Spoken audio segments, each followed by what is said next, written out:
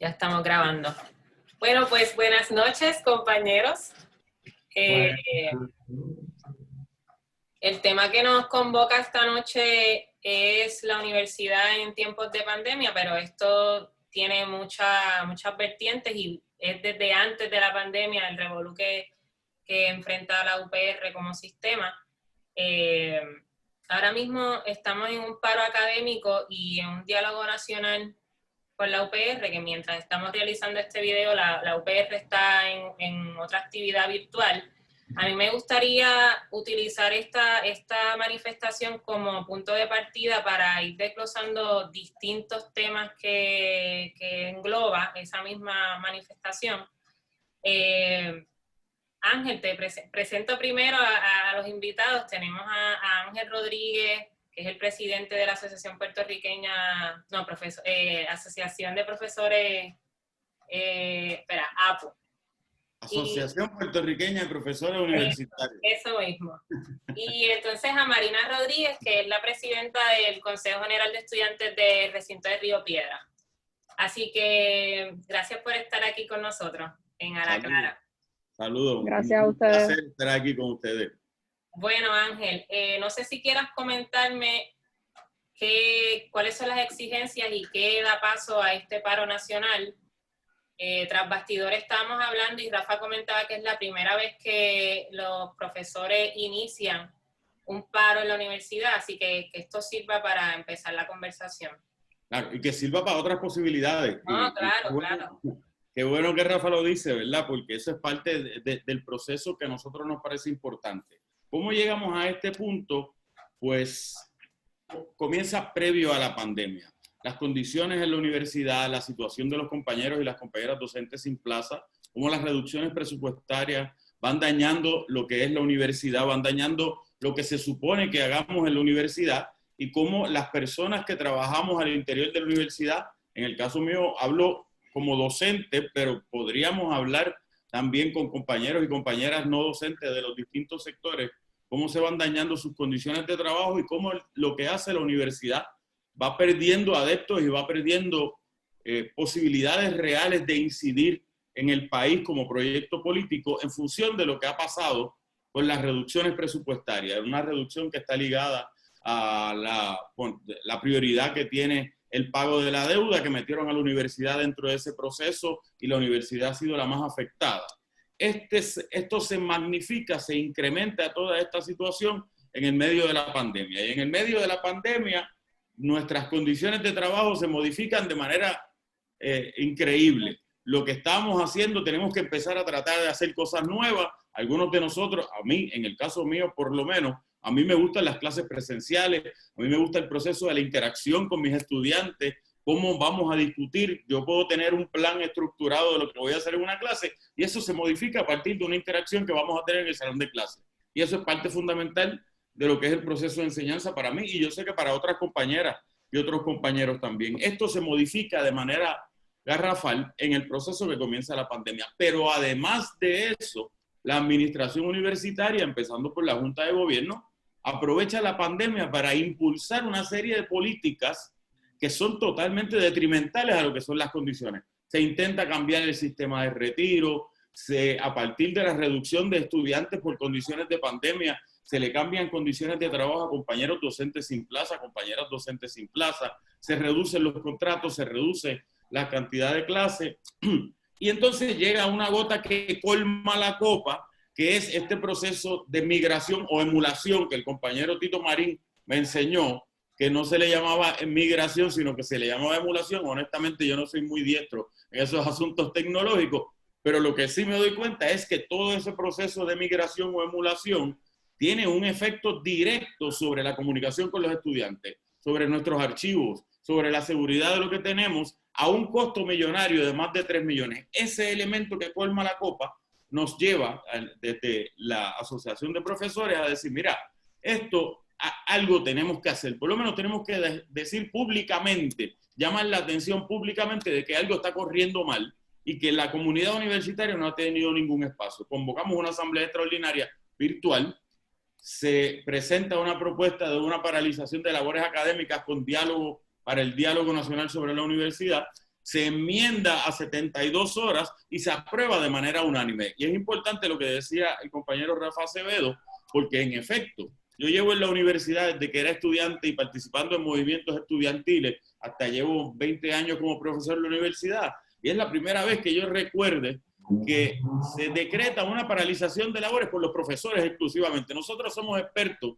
y expertas los profesores en sumarnos, en ser solidarios, en hablar, en decir no vamos a cruzar una línea de piquete, vamos a impulsar, pero por primera vez asumimos una posición de tirarnos nosotros y asumir el riesgo de lo que implica esto, con defectos y virtudes, con las fallas que pueda tener, y en ese punto es que estamos. Se aprueba, comienza en el día de ayer, hoy es jueves, comienza el día de ayer, miércoles, a las 9 de la mañana, tenemos una manifestación que se da en el recinto de Río Piedras y una que se da en el recinto de Mayagüez, que los compañeros de Mayagüez, que no son APU, que son de la Asociación de Profesores del recinto de Mayagüez, que no pertenece a la APU, se suman a la convocatoria que hace la APU, y que durante todo el día de hoy hemos tenido un sinnúmero de foros con una participación masiva, cientos de manera presencial, de manera inmediata, quiero decir, mientras está en vivo, y miles las entradas que han tenido esas mismas conferencias. Ese es en el punto donde estamos, y discúlpame si me extendí demasiado. No, tranquilo. Marina, y en cuanto a los estudiantes, he visto también que han hecho eco de las palabras del movimiento de la APU, pero a mí me gustaría también que me dijeras, como representante y portavoz del sector estudiantil, cómo ha afectado esto de la migración a Microsoft el inicio de las clases esta semana. ¿Con qué se han encontrado? ¿Cuáles han sido las quejas de los estudiantes y las estudiantes? Pues mira, nosotros hemos recibido un montón de quejas del sector estudiantil, sobre todo la situación de Microsoft dejó a los estudiantes, ¿verdad?, en el limbo, como quien dice, porque no sabían si a nosotros nos iban a mover a Microsoft, porque se hablaba, ¿verdad?, de que ya los profesores los habían migrado a Microsoft, y estaban todos los estudiantes preguntando, yo voy a perder mi información, ¿cuál es el estatus? ¿Cuándo esto va a pasar? Y la realidad del caso es que todavía no ha pasado. Entonces a los profesores los mueven a Microsoft, a nosotros nos dejan en Google, y los emails comenzaron a llegar a spam. O sea, no estábamos recibiendo los emails, no nos aparecía nada y era porque estaban en spam. Así que las comunicaciones, ¿verdad?, pues no se estaban dando de la manera correcta. El servicio al estudiantado en este proceso de matrícula ha sido pésimo. Un montón de situaciones con el Departamento, ¿verdad?, de Asistencia Económica, lo que es la FAFSA, la beca PEL y todo eso. Sé que hubo un problema, me notificaron de la administración con el portal de Next, que no estaba recibiendo las solicitudes de la FAFSA por una situación y que fue a nivel sistémico, pero eso atrasó entonces, ¿verdad?, la otorgación de la ayuda económica a estos estudiantes. Y muchos estudiantes se preguntaban, mira, yo siempre recibo la beca, ¿qué va a pasar? Tengo que pagar los créditos, me van a tumbar los cursos, ¿cuándo yo voy a recibir este dinero? Y todo eso se ha ido atrasando. Y el comienzo de clases, tengo que decir que fue un poco apresurado, ¿verdad? Porque como que el proceso de matrícula comenzó la primera semana de agosto, pero las clases en Río Piedras comenzaron el 17 y estábamos como en un limbo porque casi siempre ese proceso de matrícula se da la semana antes de comenzar. Entonces, al ser un poco más, ¿verdad?, más amplio ese proceso, todo el mundo estaba como perdido y comenzamos las clases con problemas tecnológicos y entendemos que es por la situación de Microsoft, porque los profesores pues se están usando muchas plataformas. Tenemos Big Blue Button, que es con Moodle y esa plataforma. Tenemos Microsoft Teams, que entonces la migración de los estudiantes no se ha dado a Outlook, pero hay profesores utilizando Microsoft Teams. Están otros profesores utilizando Google Meets, otros usan Zoom. O sea, es una serie de diversas plataformas que lo que han hecho es poner en un estrés al estudiante porque tienen que estar cambiando, no manejan, no dominan bien las plataformas. Sé de casos que nos han escrito que pues profesores, como que los cursos no han aparecido profesores, se comunica al departamento y es que esos profesores están todavía en el proceso de contratarse, o sea que no se han dado los contratos y esto es bien lamentable y tengo que recalcar algo, nosotros le solicitamos a la administración que el proceso de reembolso al 100% cuando se dieran de baja de las clases se extendiera por toda esta situación y la administración de Río Piedras no quiso ceder. Pues porque supuestamente eso afecta a la otorgación de ayudas académicas por la asistencia. Pero nosotros hicimos énfasis en esto, pues porque como estamos teniendo problemas con las plataformas, que hay profesores que no han podido reunir a sus estudiantes todavía hoy jueves, hay estudiantes que no han tenido ni una reunión y ya no se van a poder dar de baja si el curso no es lo que esperaban. Hay otros profesores que todavía no han sido contratados, los que contrataron ayer, supe de varios cursos que los profesores se contrataron ayer, se comunicaron con los estudiantes y van a reunir la próxima semana.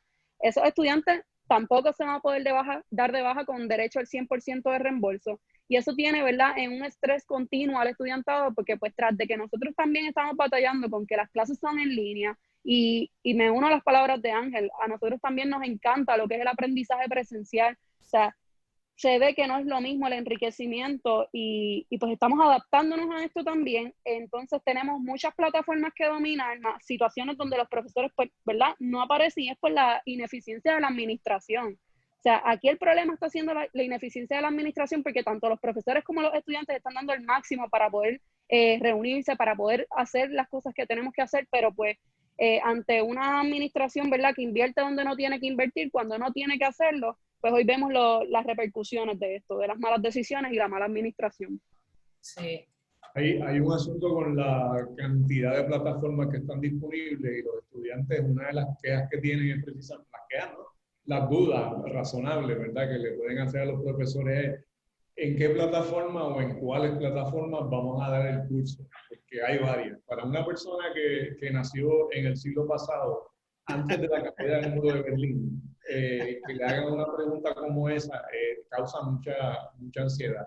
Yo debo confesar que tengo compañeros que jamás han usado computadoras y que ahora tienen que convertirse en expertos en clases en línea. Y en mi caso particular, pues a mí me encanta la tecnología y hasta escribo ciencia ficción, pero yo no soy un experto en tecnología. Es una situación difícil. Uno de los planteamientos que se hacía era atrasar un poco el inicio del semestre en lo que más o menos uno iba entendiendo el proceso de la llamada migración absurdamente justo, casi justamente cuando empieza el semestre. Y aparte de eso, hay como una cosa que uno trata de pensar que no es mala fe, ¿verdad? Pero el asunto con el retiro, justamente en la pandemia, es casi como una sensación de agobiante. Y cuando mencionaba de que, por lo menos en mi recuerdo, es la primera vez que los profesores decretan un paro. Yo no me atrevo a afirmarlo categóricamente, pero por lo menos en mi recuerdo, en 42 años que llevo en la universidad como estudiante y profesor, bueno, pues por lo menos tuvo algún resultado. La renuncia del señor Pujols, Enni, que además tiene la babilla de públicamente en las redes sociales amenazar con la persecución ideológica a los profesores. Todo el mundo sabe que en la universidad, desde la administración, porque se trata de un botín partidista, ¿verdad? En la universidad, siempre ha habido algún tipo de persecución ideológica, ¿no? Pero nunca se había llegado al descaro de manifestarlo públicamente. Ahora, comunistas, prepárense que ahora es que vamos. Es decir, un hombre que estaba en la Guerra Fría todavía, pues estaba manejando nada más y nada menos que las comunicaciones que se establecían en la universidad. Me parece que ayer, porque ya yo no sé el día en que vivo precisamente por esta situación, la administración hizo un comunicado de prensa, ¿no? Publicó un comunicado de prensa en la que decía, en ese comunicado, que las clases habían comenzado muy bien, que todo estaba perfecto. Basta con tener un breve sentido, un mínimo sentido de lo que es la realidad para saber que no, que el semestre ha empezado de manera caótica. Yo creo que la única cosa que causa esperanza en alguno de nosotros es que los profesores decretaron un paro, lo cual revela por un tipo de conciencia de lo que está pasando en la universidad. Ahora digo yo, perdón si me extendí demasiado, pero quería decir.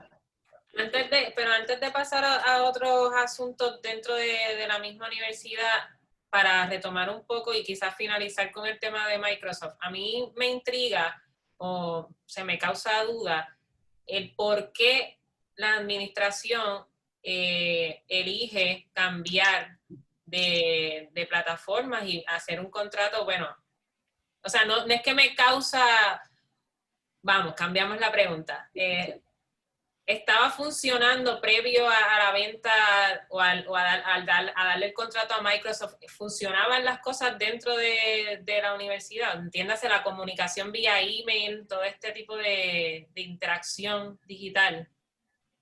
Mira, yo parto de la premisa de que funcionaba. La administración universitaria plantea que había unos problemas de seguridad, cosa que yo no dudo necesariamente que hubieran unos problemas de seguridad. Lo que pasa es que es muy conveniente que la solución a esos problemas de seguridad sean con Microsoft. Te doy un ejemplo, ¿verdad? Y en inglés dicen follow the money, una frase que dicen los gringos. Y desde esa perspectiva tú ves que en el gobierno central, por ejemplo en el Departamento de Educación, a partir de cabildeos de Elías Sánchez, se adoptó Microsoft para todo el gobierno central. Y en efecto se impone que después tienen un problema en el Departamento de Educación de correrlo todo a través de Microsoft. Coincidentalmente, según dice la administración universitaria, es pura coincidencia, se utiliza entonces igual en la Universidad de Puerto Rico. Si existían esos problemas de seguridad o no, sabemos, primero, que no nos dijeron nada, que eso nunca se consulta, ni siquiera con los comités de asesoría tecnológica que tiene la administración central, y que a partir de este proceso de migración hemos tenido otros problemas de seguridad. Ese es parte del problema que tenemos unas administraciones universitarias que no es nuevo. Lo que pasa es que esto se magnifica en el medio de la pandemia y lo hace más problemático, que el secreteo y las gestiones tras bastidores se convierten en la orden del día. Y me remito a lo que decía el compañero Rafa Acevedo, porque cuando la administración universitaria saca una comunicación diciendo todo está con normalidad, podemos saber que cuando tienen la obligación de decir públicamente que todo está con normalidad, es que las cosas no están corriendo con normalidad. Claro. Entonces, vemos, miren, el día antes de nosotros comenzar el paro, es decir, el miércoles, el vicepresidente Ubaldo Córdoba me llama a la oficina de la APU diciendo que se quiere reunir. Y yo le digo, bueno, pues está bien, nos podemos reunir el viernes o el lunes. No, nos tenemos que reunir rápido. Es más, nos podemos reunir en la APU si ustedes quieren. Y nosotros le dijimos, bueno, con mucho gusto, nos reunimos en la APU. Y lo primero que nos dice es, el señor Ernesto Pujols ya no está en la universidad, que me parece que es una cuestión importante, que se vieran en la obligación. Pero si estuviéramos funcionando con esa normalidad, ¿por qué esa desesperación si nosotros llevábamos 6 meses tratando de reunirnos con ellos para discutir un montón de cosas? Pero entonces ahora no, y eso sí me parece fundamental, ¿no? Aquí en marzo del año pasado, en marzo del año pasado, es que parece como si fuera un año.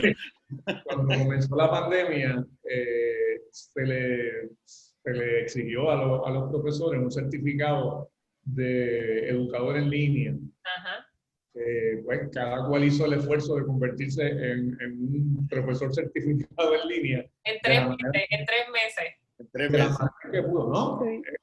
En marzo ya se supone que en abril tú fueses un experto, pero el asunto es que después de ese esfuerzo que se hizo por convertirse en un profesor certificado en línea, cambian las plataformas. Vuelvo y digo, para alguien que no es un techie, alguien que no está usando tecnología informática todos los días de manera obsesiva, el que tú te conviertas en un profesor que usa esta plataforma, pero entonces cuando va a empezar el siguiente semestre, vamos a cambiarle la plataforma. Y cambiamos los muñequitos.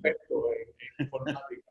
Entonces, ninguno de nosotros se convirtió en experto en un mes, bajo ninguna circunstancia. Entonces, el cambio fue realmente absurdo. La única manera que uno podría entender el cambio es siguiendo la huella del dinero. O sea, claro, alguien está ganando dinero, no tiene sentido. Y fíjese que dije, no tiene sentido, no dije no hace sentido. No, muy bien. Mira, pero la compañera iba a decir algo y la interrumpí.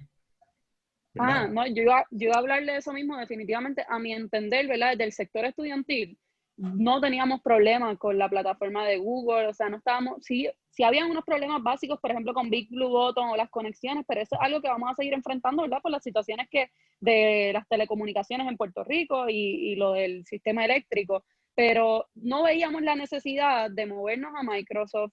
Hablan de la seguridad, pero nosotros hemos visto, ¿verdad? Cuando se migran a Microsoft, los profesores y la administración, vemos cómo es menos segura, que se ha visto, ¿verdad? Violada la privacidad del personal académico y pues entonces uno no entiende, y definitivamente concuerdo con Rafael, esto nosotros lo atribuimos, ¿verdad? El Consejo hemos estado dialogando entre los distintos consejos del sistema, que aquí es que hay alguien, ¿verdad? Guisando, como dicen por ahí, porque no vemos otra razón. Nosotros manejamos Google muy bien, entonces lo hacen de manera atropellada, lo hacen al principio de clase, vemos los problemas que hemos enfrentado por esa migración, donde vimos lo de los spams y todo eso, así que no vemos otra razón y como decía Ángel, nada, por lo menos se logró, ¿verdad? Que Ernesto Pujols ya no esté en el sistema, pero ¿qué va a pasar? O sea, ¿qué va a pasar con este contrato? Yo creo que las exigencias deben ir más allá, deben ir a revertir ese contrato y volver a lo que era Google, porque Google era gratuito, Google funcionaba y como planteaban aquí, profesores se certificaron en el inicio de la pandemia y ahora no dominan las nuevas plataformas y estamos enfrentando problemas en los cursos, o sea, afectando la calidad académica por un contrato innecesario, por gastar dinero en medio de una crisis como la que enfrenta la universidad, que, ¿verdad? Este año por la pandemia no se implementó el aumento en matrícula, no se implementaron los recortes, pero eso no significa que el año que viene no los vayamos a enfrentar y todavía va a ser más fuerte. Así que entiendo que es malgastar el dinero para nuevamente beneficiar a ciertas personas, a los amigos del alma, y no lo podemos permitir. O sea, ¿Y Mira, perdóname, es que a mí me parece importante tanto lo que dice Marina como lo que decía Rafa, porque parte de ese problema que mencionaba Marina de la multiplicidad de plataformas que usan compañeros y compañeras, viene ligado a esa misma falta de expertise y cuando te siguen cambiando los muñequitos, pues ¿qué es lo que hacemos profesores y qué hacemos profesoras? Bueno, ante mi ausencia de dominio tecnológico, yo voy a buscar qué es lo que yo puedo hacer, lo que se me hace más fácil para yo poder llegar a los estudiantes de una u otra manera. Y eso quiere decir que a lo mejor lo que es más fácil para mí no es lo que es más fácil para Rafa.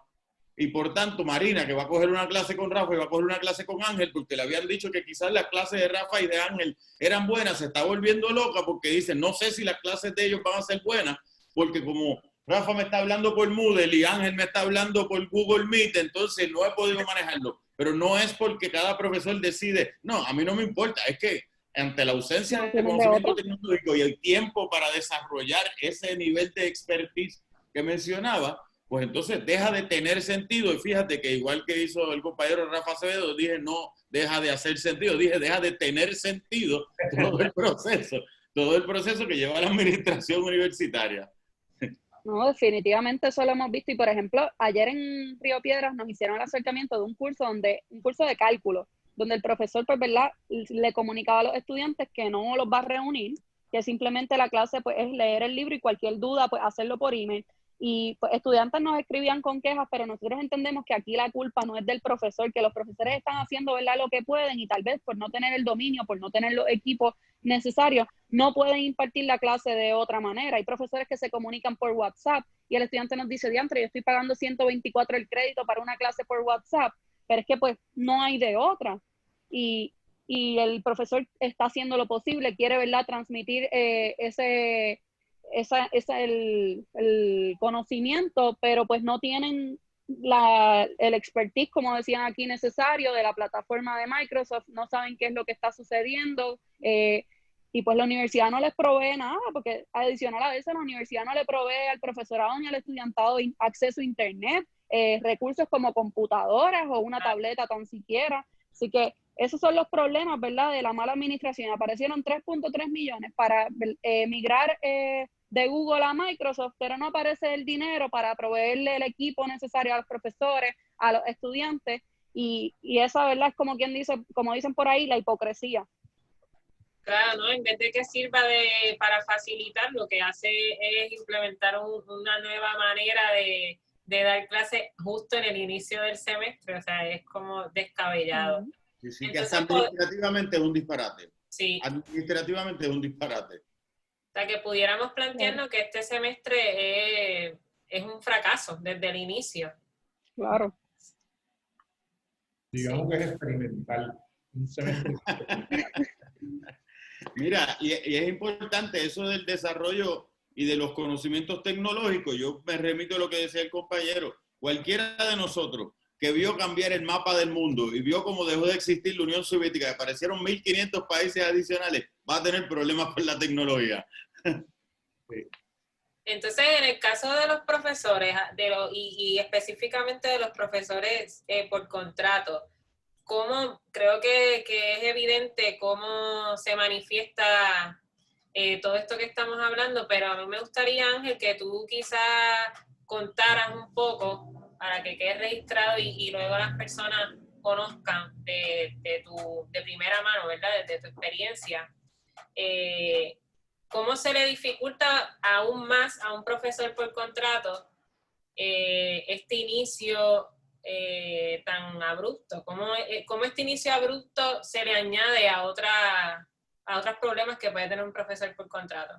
Mira, vamos a empezar por la cuestión más básica. Hay compañeros y compañeras docentes sin plaza que, como parte fundamental de su evaluación para poder contratarla o contratarlo, le estaban pidiendo que tuvieran certificaciones de educación a distancia o de educación en línea.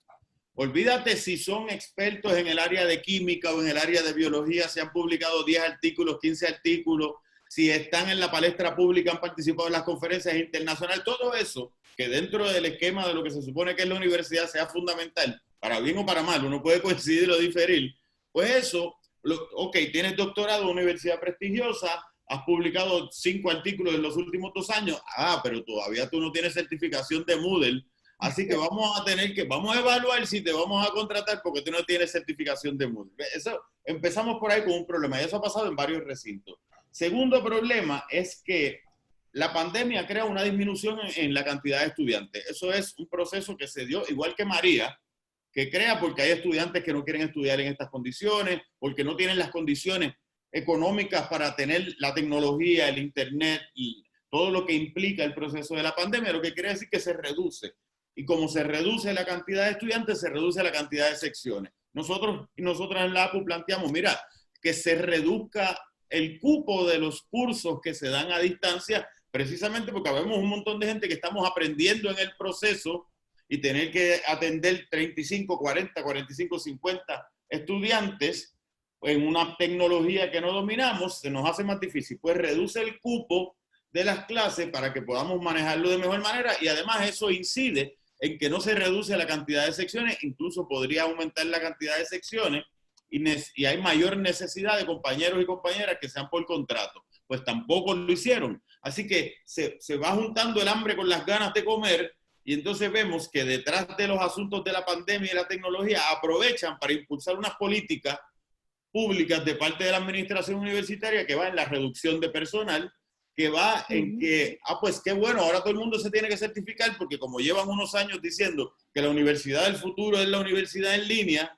antes de la pandemia, pues se aprovecha la pandemia no para resolver los problemas de la inmediatez, sino para impulsar. Y la soga parte por lo más fino. Y en el caso de la docencia, lo más fino son esas compañeras docentes sin plaza. Sí, que además de lo que ya traían previo a este revolú, que lo podemos enlistar, la cuestión del salario, la cuestión de que tienen que estar viajando por diferentes universidades públicas y privadas para hacer la carga completa, todo eso se le añade las dificultades de ahora. Claro. El número de estudiantes por sección, primero la incomodidad que hay en términos de que si tienes 30 o 35 estudiantes, se te hace mucho más difícil el trabajo, obviamente, pero también para los estudiantes, porque si el profesor tiene menos capacidad de aprender todo lo que está sucediendo, de hecho, a veces en vivo, ¿no? Porque sincrónico, pues también afecta obviamente al estudiante. Pero yo quería, no sé si me voy a salir del tema un poquito, pero yo quería hablar un poquito, por lo menos referirme a la cuestión de los profesores por contrato, porque si bien esto se agudiza con la pandemia, el problema con los profesores por contrato es ancestral. Es brutal en el caso de una situación como la que estamos viviendo, ¿verdad? Una pandemia, porque hay profesores y profesoras que pierden el trabajo, digamos, 1 o 2 días antes de que comenzara el semestre. Es decir, tú puedes haber sido contratado o por lo menos te pudieron haber dicho, mira, el semestre que viene tienes estas 3 clases, o en algunas ocasiones tienes tiempo completo, pero no hay nada que prohíba que una semana antes del comienzo del semestre te digan, bueno, pues no tienes tiempo completo, o en vez de estas 3 clases tienes 2, y en vez de estas 3 son estas otras, o en vez de 2 preparaciones tienes 4, y no hay manera de evitarlo. Y no hay manera de evitarlo porque los procesos en la universidad son procesos que no son democráticos bajo ninguna circunstancia. Cuando se nombra a un presidente, a un rector de la universidad, no es a través de procesos democráticos. Cuando se nombra a un profesor para una plaza, es un proceso que podría ser democrático de manera formal, pero no es un proceso democrático. Hay profesores y profesoras que llevan décadas trabajando por contrato. Se jubilan como profesores por contrato. Y con publicaciones, con investigación, pero siguen por contrato. Pero a mí lo que me llama la atención este semestre es que ni siquiera tienen la consideración de que se trata de una situación precaria para mucha gente y tú has dejado sin sueldo o has reducido dramáticamente el sueldo de centenares de trabajadores de la universidad. Eso no es un problema de la pandemia, eso no es un problema que surge ahora, es un problema que se agudiza con esta situación, pero que revela dramáticamente lo fundamentalmente antidemocrático que son los procesos en la Universidad de Puerto Rico. Sobre todo con respecto a los profesores, sobre todo profesores por contrato, sin plaza, es sencillamente brutal. Yo no tengo no sé, no se me ocurre ahora mismo cómo se podría resolver eso, que no fuese planteando que, pues, si en vez de estar pagando deudas se invirtiera más dinero en resolver ese problema. Pero es realmente sorprendente, de hecho, que sea ahora que se decreta un paro en apoyo también, entre otras cosas, ¿no? Por el retiro, para apoyar a estos compañeros, porque es un problema que a mí me parece que es grave, sobre todo en este momento por el que estamos atravesando. No me refiero a la pandemia, me refiero a un país en crisis absoluta, un país en quiebra, un país donde no hay ni siquiera la posibilidad o mirar al futuro con esperanza. Es un problema duro para gente, además gente que está preparada, gente que ha trabajado por años, gente que tiene que ir, como tú dices, Gabriela, tantos profesores y profesoras que tienen que ir a 3, 4 recintos para tener más o menos un sueldo que les dé para vivir. Y claro, cuando uno ve gente en la legislatura diciendo que no pueden vivir con $72,000 y uno conoce profesores que dan 4 y 5 clases en diferentes recintos y no se ganan 30,000 pesos, no llegan a $30,000. Es como algo hay que hacer. Sí. Mira, compañeros y compañeras profesores dan 9 créditos porque no le van a dar los otros créditos para no darle tiempo completo porque hay mala fe envuelta también en el proceso y pueden ganarse 12,000, 13,000 pesos al año, que está por debajo de los niveles de pobreza en Puerto Rico, que es una barbaridad. Entonces se les complica la vida porque si tú vas a comenzar en agosto y te dijeron que no, empezabas el 7 de agosto a modo de ejemplo y el 5 de agosto te dijeron que no, ¿dónde tú vas a conseguir trabajo? En condiciones normales, mucho menos como profesor universitario. Tú vienes, Ángel Rodríguez dice que tiene doctorado en X o Y cosas, pues ¿dónde voy a conseguir trabajo? Me quedé en la prángana, es una situación muy complicada y tengo que esperar entonces hasta el próximo semestre, posiblemente, o seguir buscando a la deriva por ahí, a ver dónde consigo. Pero tú tienes razón, este es un problema que se magnifica por la pandemia, pero no es un problema de la pandemia. La pandemia lo hace peor, lo hace que la situación sea más precarizada, pero es un problema que viene corriendo y que viene con la reducción de fondos y con la privatización de procesos universitarios que van desde el gobierno PNP a los gobiernos populares. ¿Sabes? Nosotros tenemos una tendencia a pensar que es el Partido Nuevo Progresista, ¿no? Pero es un proceso que se da de los dos partidos.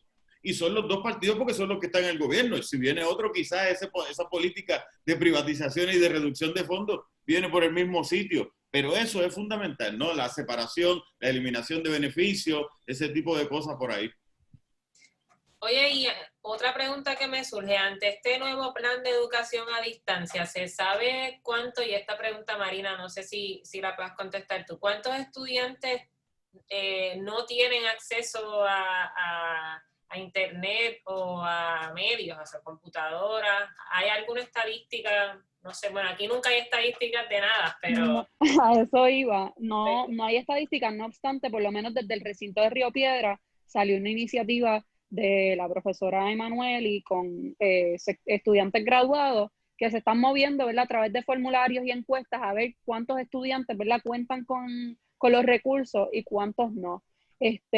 Pero es bien, bien lamentable, ¿verdad? Por ejemplo, en el recinto de Río Piedras se recibió bastante dinero de los fondos del CARES Act para atender la situación del COVID y no hemos visto, ¿verdad? Que este dinero se esté utilizando o por lo menos pues adaptando el recinto, porque de las propuestas que habían salido era para estos estudiantes que no contaban con los recursos, ver si entonces la universidad adaptaba tal vez áreas de estudios, obviamente, ¿verdad? Con las medidas de precaución y de limpieza y todo lo que conlleva por la situación de la pandemia, pero donde por lo menos hubiese alguna computadora o tal vez internet o algo donde ese estudiante pudiese asistir y poder coger sus clases, ¿verdad? Y no se viera privado de lo que es el derecho a la educación. Y como bien decía Ángel, con la pandemia hemos visto una reducción de estudiantes y se da por eso, porque hay estudiantes que no cuentan con los recursos, que donde residen no tienen internet, que no tienen una computadora, que no tienen un iPad, porque hubo estudiantes que terminaron el semestre utilizando su teléfono. O sea, atendían a sus clases y hacían los trabajos desde el teléfono celular, pero obviamente eso no es saludable. Así que dijeron, yo no voy a coger un semestre de esta manera. Y la universidad no se movió tan siquiera para conseguir esas estadísticas, ver cuántos estudiantes tenían o no tenían los recursos y trabajar para, ¿verdad? Para lograr que esos estudiantes pudiesen tener los recursos o darle el acceso a que por lo menos pudiesen tomar sus cursos. Eso no sucedió. La profesora está haciendo las estadísticas y todo eso, creó un comité, pero todavía está en ese proceso, no hay unos números oficiales, no hay una estadística. Mira, al principio de la pandemia, desde la APU, un grupo de trabajo de compañeros y compañeras de los distintos recintos, nosotros hicimos una encuesta con estudiantes y profesores. Y los números que teníamos era que cerca del 40% de los estudiantes, de las estudiantes, tenían dificultades tecnológicas, ya sea porque no tuvieran acceso al internet o porque no tuvieran computadoras que fueran suficientes para trabajar desde las casas de manera permanente, o ambas cosas, o una por un lado, otra por el otro, o la combinación de ambas cosas, cerca del 40%, cerca de algún 20% de 30% de docentes que contestaron la encuesta tenían unos problemas similares a eso. Pero eso es algo que nosotros hicimos y lo hicimos con un esfuerzo grandísimo al principio de la pandemia. La administración universitaria ni siquiera ha tenido la molestia de hacer ese tipo de cosas, ¿no? Ellos siguen corriendo. De hecho, hay administradores que dicen, bueno, pero los estudiantes tienen teléfono inteligente que con eso pueden correr. Que me parece tremendamente cínico, de paso, ¿no? Claro. Sí. No, y yo quería traer a la conversación algo que ahorita se me quedó cuando estábamos hablando de cómo ha sido este proceso, ¿verdad?, de la universidad en la pandemia. Y me parece necesario, ¿verdad?, plantear aquí cómo la administración tardó en notificar cómo iba a ser el semestre, tanto el de verano, las clases de verano como este semestre. Y sabemos, ¿verdad?, que pues se dependía de algunas órdenes ejecutivas, pero eso tampoco le dio el espacio al estudiante para pues prepararse, saber cómo van a ser mis clases. Mira, yo podré tomar o no podré tomar los cursos. Y ahí es que se ve que, por ejemplo, en la prematrícula participaron muchos estudiantes y luego bajan porque finalmente cuando se decide que va a ser en línea, ellos saben que no pueden, ¿verdad? No cuentan con los recursos, se dan de baja y por eso también es que terminan cerrando cursos y se afecta el profesorado y todo eso. O sea, la universidad no actuó a tiempo, todo dependía, ¿verdad?, de qué dijera la gobernadora o todo eso. Y de hecho, cuando se anuncia que va a ser en línea, plantean que algunas actividades van a ser presenciales y hay algún recinto que tira un listado que fue sumamente extenso, que es el de Mayagüez, con los cursos de laboratorio, que me parece una irresponsabilidad ante la situación que estamos viendo, ¿verdad?, de aumentos en casos, pero está otro recinto como Río Piedras que todavía no establece qué cursos son. Según el rector, el profesor decide, más bien se va a dar en lo que es la facultad de naturales, y pues los estudiantes les preocupa porque es su salud, cuáles son las medidas que va a tomar el recinto, qué pasa con ese estudiante que tiene clase antes o después de esa que va a ser presencial. O sea, hay una serie de factores que no se toman en consideración a la hora de tomar las decisiones y terminan afectando a los profesores, a los estudiantes, y no es justo, porque es bien fácil tomar las decisiones desde la comodidad, pero vemos otros que no tenemos, ¿verdad?, esa comodidad, esos recursos. No, y también se afecta la misma educación, el mismo plan de, o sea, aquí no hay una educación real, aunque siempre se plantea que fuera de las aulas hay un aprendizaje de otra forma, eso es evidente, pero ante tanto, ¿verdad?, cosa abrupta de si me conecto, no me conecto, si tengo computadora o no tengo, si ante esa situación, pues el mismo proceso de adquirir conocimiento y de enseñar se ve afectado. O sea Claro. que de cara a un futuro, podemos vislumbrar, no sé, un semestre que viene o qué sé yo, año próximo, que realmente vuelva a la universidad a hacer lo que era Mira, antes de la pandemia.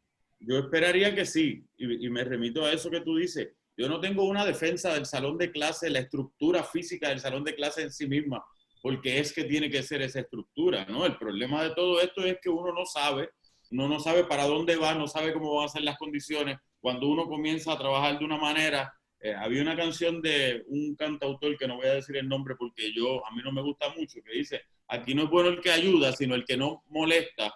Acuérdese, ¿verdad? Entonces la administración universitaria ha hecho todo lo posible para en momentos donde, mira, hay veces que le estamos diciendo, mira, no me ayudes, solamente no me dañes más el proceso, déjame tratar de resolver con lo que tengo, y cuando uno está resolviendo lo que tiene, te cambian los muñequitos. Ante eso, ahí sí que uno piensa, esa estructura física del salón de clase se convierte como en una utopía en este momento. Pero no es el proceso de que sea el salón de clase, es que podamos tener unas condiciones para el manejo del proceso educativo, de la manera que sea. Permíteme por lo menos llevar a eso. Claro. Yo no sé hasta dónde va a llegar. Yo tengo la esperanza de que esto no pueda ser, que no se extienda demasiado, pero más allá del proceso de la crisis de la pandemia, el proceso de la administración universitaria y cómo ha manejado todo esto es tan malo que me obliga a pensar que no sé cuándo vamos a tener algún tipo de normalidad, como quiera que podamos llamar ese tipo de normalidad. O sea que podemos hablar de otra institución en el país fracasada, igual que muchas otras, o que todas ahora mismo que se han visto están como en deceso, todas las instituciones aquí. Una institución que fracasa a pesar de que todos los que participamos, más allá de la administración, tenemos un interés público porque la institución funcione. Tú no puedes ver a los sectores estudiantiles y dicen, queremos defender a la Universidad de Puerto Rico, los sectores docentes, queremos defender a la Universidad de Puerto Rico, los no docentes, y como quiera, no le hacen caso a todos esos sectores y viene alguien y no es bueno el que ayuda, sino el que no molesta y siguen molestando. Rafa, ¿algo que quieras decir? Bueno, que cuando esos mismos sectores universitarios, en general, ¿verdad? Digamos, estudiantes, algunos profesores, planteaban el peligro que representaba la ideología neoliberal impuesta a la trágala por el Estado, que iba a causar una debacle. Yo creo que eso se acentúa, ¿verdad? Desde el 2017, no porque pasó un huracán, sino que el huracán fue casi la metáfora que nos dio la naturaleza para que tuviésemos la evidencia del desastre que implicaba esta ideología de privatizar absolutamente todo y tener el criterio de ganancia siempre por encima hasta de las vidas de los ciudadanos. Y el Estado en Puerto Rico colapsó en el 2017. Yo no tengo ninguna duda en decir, y puedo afirmar categóricamente que el Estado colapsó. En Puerto Rico no hay nada, absolutamente nada que funcione. Lo único que funciona en Puerto Rico es cuando las comunidades se organizan y tienen la certeza absoluta de que solamente se salvan a sí mismos como colectivos y como comunidades. En el caso de la universidad, pues los profesores milagrosamente acaban de decretar un paro por primera vez en la historia que yo recuerdo. Pero no es cuestión de porque hay un paro, es cuestión de que los profesores por primera vez, como organización, en este caso de la APU, han llegado a la conciencia de que no aguanta más el asunto, que no aguanta más la debacle en la institución. Los estudiantes, pues por la naturaleza de que son estudiantes y que tienen más energía, pues lo saben desde hace rato. Que cada vez que hay una crisis, los estudiantes se organizan. Los profesores, por muchas razones que no voy a discutir ahora, pues se les hace mucho más difícil organizarse. Por este país sexual, el Estado de Puerto Rico no funciona, colapsó. Nada funciona, ni la salud, no funciona la economía, no funciona la educación. No funcionan las primarias, funcionaron. No funcionan ni las primarias que trataban de robarse entre ellos mismos. O sea, es una cosa que yo no sé cómo vamos a salir de esto. No sé, a lo mejor yo soy un poco y pienso que sí, que en algún momento vamos a salir de esto. pero lo veo bien difícil. Yo creo que es una situación en la que la universidad nunca ha estado en una peor situación en términos de su administración. Y no estoy tratando de decir que los administradores son los peores de la historia. Yo no estoy diciendo eso. Es que la universidad está en una situación caótica porque le han sacado tantos fondos que yo creo que es prácticamente imposible, insalvable la situación.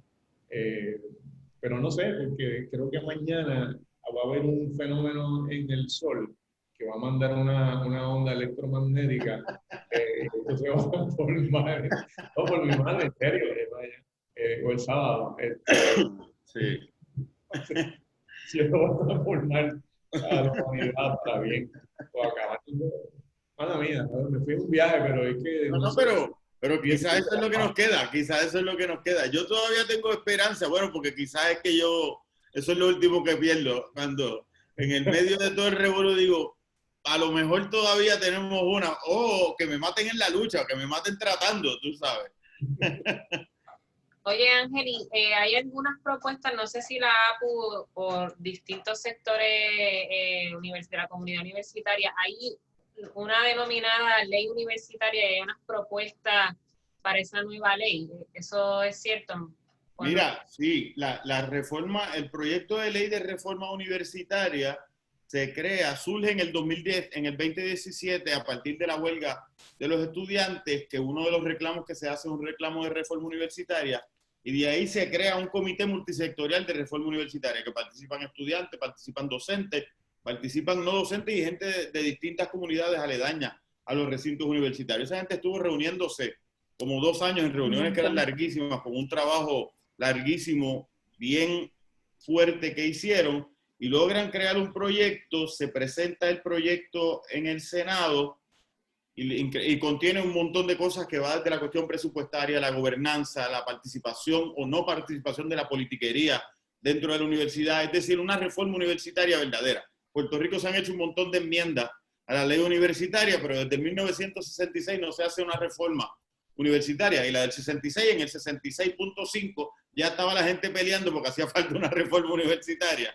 Así que ese proyecto de reforma crea una reforma universitaria con defectos y virtudes. Uno puede tener diferencias porque un proyecto tan amplio, uno no necesariamente va a pensar que todo está a la perfección de lo que uno entiende, pero entonces se presenta en la legislatura y se queda guindando en esa sesión legislativa, en el Senado académico, que es quien le correspondía, en el Senado de Puerto Rico, disculpa, que es quien le correspondía verlo, porque no lo podían procesar hasta que la administración universitaria enviara un memorando sobre qué opinaban del proyecto de reforma universitaria, y como la administración universitaria nunca lo envió, se quedó espetado, ¿no? Y de nuevo, como decía ahorita, se combinó el hambre con las ganas de comer. Los senadores, que de por sí no tenían gran interés en presentar y manejar el proyecto de reforma universitaria, dijeron, pues que la universidad envíe. Y como la administración universitaria tampoco quería, pues entonces se quedó engavetado el proyecto. Yo tengo la expectativa y me gustaría que ese proyecto se viera en la sesión legislativa, pero esto es después de las elecciones, esto es en enero, cuando pase, que hay que ver cómo está configurado el nuevo gobierno y todo ese tipo de cosas.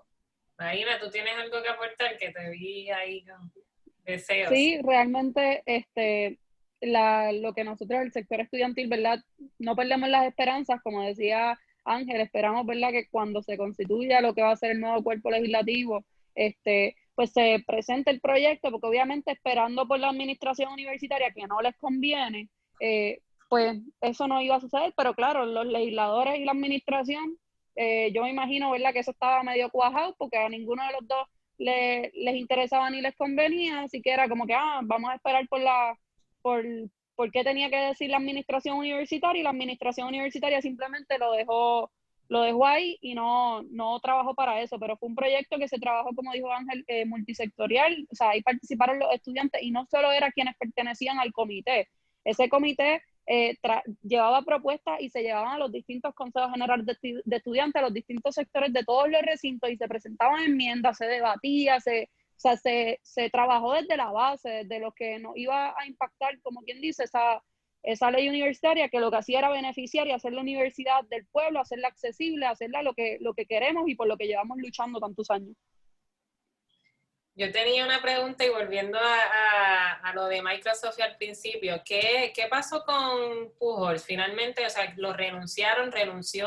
¿Cuál fue? Ahora mismo no está, eso es lo que se sabe, pero ¿cómo no está? ¿Por qué no existe ya en el panorama? Ya, yo pienso que ese de entrada es un gran logro del decreto de paro que tuvo la asamblea de la APU, porque uno de los reclamos era que se fuera Ernesto Pujol, porque ya lo que había mencionado el compañero Rafa Acevedo, de tener la locura de ser tan descarado y decir públicamente, comunistas, te estamos persiguiendo. Y en la reunión que tuvimos con el vicepresidente Ubaldo Córdoba el martes a las 11 de la mañana, lo primero que él nos dice es: el señor Ernesto Pujol ya no está en la universidad. 10 minutos después nos llega la comunicación del presidente, es decir, que el interés de él de reunirse era decirnos de antemano que ya no estaba Ernesto Pujol. Y le pregunto, ¿pero lo votaron? No, él renunció porque le dijimos que tenía que renunciar. Así que en ese sentido ya no está. Claro, yo le pregunté también, mira, ¿y cómo llega ese señor a la administración universitaria? Ajá. No, fue que fue a entrevistas y lució muy bien. En las entrevistas fue el mejor. Y yo le dije, bueno, vicepresidente, es que a mí me está bien curioso que en las entrevistas que se hacen en los puestos de la universidad siempre son la misma gente los que lucen muy bien en las entrevistas. Uno no encuentra otros sectores que no sean los que ustedes quieren, que viene del Senado hasta acá. Pero el asunto fundamental es que no está en la administración, que nombraron a alguien como interino que había estado trabajando en asuntos de tecnología universitaria por muchos años, como hay mucha gente que ha estado trabajando ahí y que para que dirijan los puestos no los consideran y traen gente de afuera. ¿Y esta persona, Pujols, estaba desde cuándo en ese puesto? Llevaba como 2 o 3 meses y él en 2 o 3 meses, él fue él vino lo del contrato. Exacto, vino al contrato. ¿Y había estado vinculado con la universidad o llegó como Nunca para había tenido ningún contacto con la universidad. Venía de dirigir tecnologías de información en el Senado de Puerto Rico. Ya veo. Un bachillerato en ciencias de cómputo de la Universidad Ana Geméndez. Solamente información, no estoy añadiéndole ningún juicio valorativo. No, claro.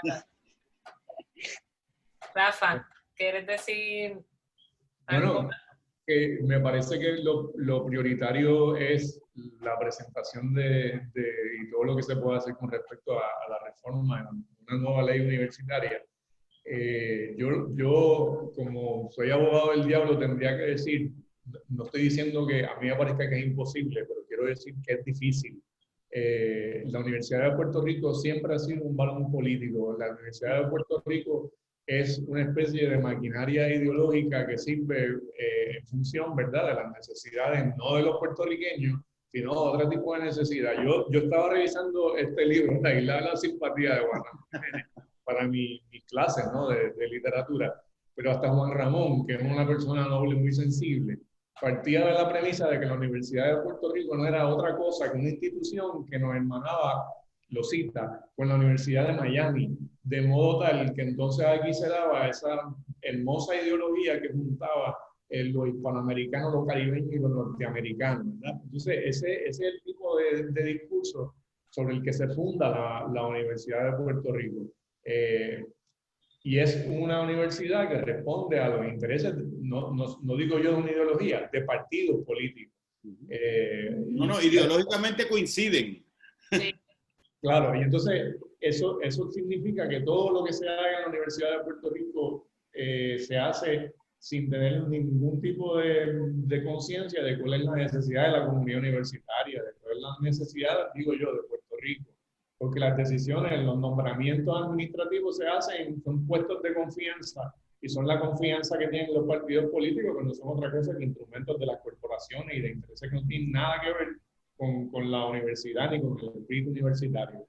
Una reforma universitaria yo creo que es prioritario, pero para eso entonces se necesitaría el concurso, no digo yo de los universitarios, de los estudiantes, de los profesores, sino de la legislatura. Y ahí es que se me tranca a mí la cuestión. ¿Qué legislatura es capaz de asumir eso como un proyecto, asumirlo como una necesidad? ¿Qué legislatura es esa? ¿De qué modo en noviembre nosotros vamos a decidir que va a haber una legislatura que va a tener la reforma universitaria como una de sus prioridades? ¿Cuáles son las posibilidades? No lo digo para que uno no piense o pierda la esperanza, lo digo por... Bueno, no lo dijiste por lo eso, digo porque porque me es estás cierto, llevando a eso. lo digo porque es la verdad, o sea, yo creo que vamos a tener que, yo creo que vamos a tener que llegar a una situación en la que lo que creemos que funciona, que es la democracia esta formal, pero por Dios, ¿cómo alguien puede creer en la democracia formal después de las primarias? Es decir, ellos tratan de robarse sus propias primarias. En fin, a mí me parece que estamos en lo que llamaban antes los chinos una situación revolucionaria. Esto está tan y tan caótico debajo del cielo que es un gran momento. Porque, bueno, Claro, eso decía Mao Zedong, había que creerle en alguna medida, ¿verdad? en ese sentido, pues bueno, vamos a verlo entonces como una oportunidad. Esto está tan y tan mal que es probable que sea nuestra mejor oportunidad de que haya una reforma universitaria, o reforma en la universidad, o lo que te vamos a tirar encima, Explota. no sé qué. No, madre mía, hoy me he ido como en varios arranques apasionados. No, no pasa nada. Mira, entonces, ya para ir cerrando, Ángel, queda un día más de diálogo nacional, ¿verdad? Mañana. Claro, sí. Mañana por la mañana tenemos un foro que lo organizan las compañeras del capítulo de jubiladas sobre el retiro, el ataque al sistema de retiro y las cosas que se han estado haciendo tratando de defender el retiro. Y en la tarde, a las 5 de la tarde, tenemos un concierto de las compañeras de Plena Combativa para cerrar entonces las 72 horas. Así que todo el mundo, porque no solamente de pan vive el hombre, y tenemos también que tener algún tipo de disfrute. Yo soy fiel creyente que lo lúdico hay que rescatarlo en los procesos de lucha. Entonces ya a partir del lunes... Gabriela, para el que no sepa quiénes son las integrantes de Plena Combativa, hay un artículo que se publicó hace, me parece que 2 semanas en el Rojo, en el periódico Claridad, sobre precisamente Plena Combativa. Sí, que tienen un disco recién publicado. Sí. Claro. Sí. Claridad. Entonces ya a partir del lunes volver a ver de qué manera uno se incorpora y da clase y coge Volvemos a la normalidad. Sí, sí. No sé, alguna exhortación al estudiantado y al profesorado que de ambas partes quieran dar. Marina. Bueno, al estudiantado primeramente, ¿verdad? Que denuncie las situaciones por las cuales, ¿verdad? Que se está topando ahora con el inicio a clase, que se unan a la lucha, ¿verdad? Vamos a empezar un año diferente, un año que es virtual, pero no por eso se puede dejar la lucha. Tendremos que, ¿verdad? Adaptarnos como hizo la APU, a llevar las reuniones, las diversas charlas y todo eso de manera virtual. Ya tendré que ver la posibilidad de hasta una asamblea virtual, porque no se puede dejar lo que es el espacio democrático y donde se denuncian las situaciones de nuestra universidad, y más en un semestre como este, que sabemos que hay tantas situaciones pasando.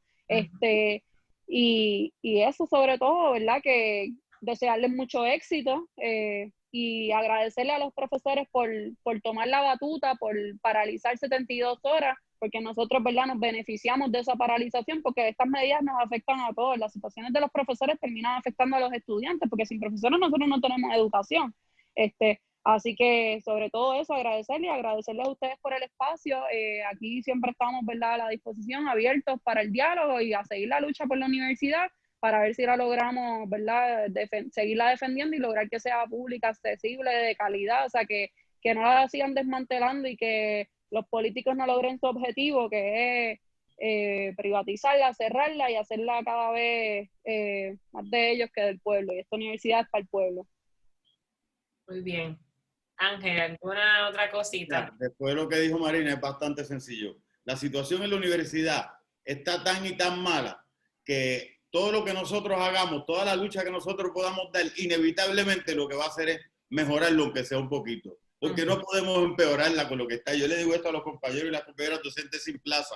Cuando me plantean, mira, es que me preocupa que me voy a quedar sin trabajo porque si participo, con un miedo muy sensato, yo le digo, el problema es que te estás quedando sin trabajo como quiera.